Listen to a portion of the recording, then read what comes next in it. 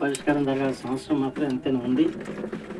ఈ రోజున మన ఉప ముఖ్యమంత్రి పంచాయతీరాజ్ గ్రామీణాభివృద్ధి శాఖ మంత్రులు గవర్నర్ శ్రీ పవన్ కళ్యాణ్ గారు వాళ్ళ ప్రతి ఇంటికి కూడా కుళాయి ఇవ్వాలన్న ఆలోచనతో వాళ్ళ ముందుగా సంగతి మీద తెలిసిన విషయం. ఇటీవల మన పార్లమెంట్ సభ్యులను వెంట పెట్టుకుని ప్రధానమంత్రి గారిని కలవటం, ప్రధానమంత్రి గారు ఇవాళ ఈ ఆంధ్రదేశంలో ఉన్న ఈ దాహార్తి సమస్యను వారి దృష్టికి తీసుకెళ్ళి కేంద్రం నుంచి నిధులు ఇవ్వాలని చెప్పి చెప్పడం జరిగింది. ఆయన కూడా సానుకూలంగా స్పందించారు. బహుశా కూటమి త్వరలోనే నిధులు విడుదలవగానే మీ సమస్యని శాశ్వతంగా పరిష్కారం చేసే దిశలో ప్రయత్నం చేస్తామని చెప్పి ఉంటే వాటి అన్ని కూడా చేయడం జరుగుతుంది. ఇప్పుడు పెద్ద రోడ్లు సమస్యలు వచ్చేప్పటికీ కేవలం గోతులు మాత్రమే పూడుస్తాం. ఎందుకంటే రాష్ట్ర ఆర్థిక వ్యవస్థ చాలా అస్వస్థంగా ఉన్న సంగతి అందరికీ తెలిసిన. ప్రస్తుతానికి గోతులను పూడ్చి ఈ రోడ్లన్నీ కూడా ప్రస్తుతానికి ఉపయోగపడేలాగా చేస్తున్నాం. కానీ భవిష్యత్తులో ఏదైనా నిధులు ఎక్కడి నుంచి తీసుకొచ్చి వీటన్నీ కూడా మళ్ళీ పూర్వంలాగా మనం చక్కగా ఉండేలాగా చేయాలని చెప్పి ఆలోచనతో ముఖ్యమంత్రి గారు చంద్రబాబు గారు అంతా శ్రమిస్తున్నారు, ఆలోచిస్తున్నారు. ఆ తర్వాత అవి కూడా మనం తప్పనిసరిగా అన్ని రోడ్లు బాగుంటేనే మనకి అవకాశం ఉంటుంది. యాక్చువల్గా గత 5 సంవత్సరాలుగా పూర్తిగా రోడ్లన్నీ కూడా ధ్వంసం అయిపోయినాయి. వాస్తవం చెప్పండి, ఆ రోడ్ల మీద ఎవరైనా ఈ ఊళ్ళో పిల్లల్ని ఇవ్వాలంటే ఎక్కడికి వచ్చే పరిస్థితి లేకపోయింది. నువ్వు రోడ్డు ఏ రోడ్డు చూసినట్లు రామకృష్ణాపురం రోడ్డు ఇవాళ బాగు చేయించాం. కానీ అంత పూర్వం నేను ఇట్లా మాట్లాడతామంటే ఒక ఆయన లేచి మా అమ్మాయిని గర్భిణీ అయితే గురించి వారికి చాలాసార్లు చెప్పాను.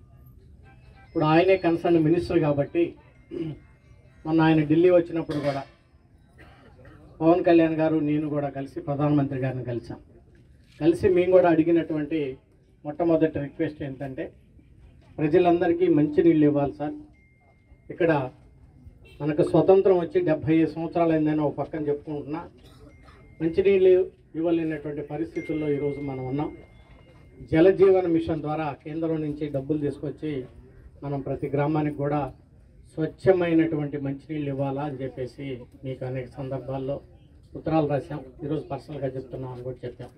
ఆయన తప్పకుండా ఈ రానున్నటువంటి ఈ 2-3 సంవత్సరాల్లో జిల్లా మొత్తాన్ని కూడా ఒక యూనిట్గా తీసుకొని ప్రతి గ్రామానికి మరి గ్రామంలో ఉన్నటువంటి ప్రతి ఇంటికి కూడా మంచినీళ్ళు ఇచ్చేటువంటి ఒక కార్యక్రమాన్ని మొదలుపెట్టాం.